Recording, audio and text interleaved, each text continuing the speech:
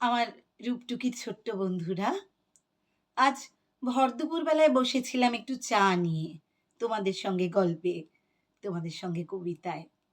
কিন্তু এই চাটা ঠিক ভালো লাগছে না। যেমন কবি শঙ্খ ঘোষেরও একসময় একটা দিন মন ছিল না চা পানে। তো কি বলছেন কবি শঙ্খ ঘোষ? একটু শুনে নিই। মন ছিল না চা পানে, শুনছি নাকি আরেক রকম চা পাওয়া যায় জাপানে।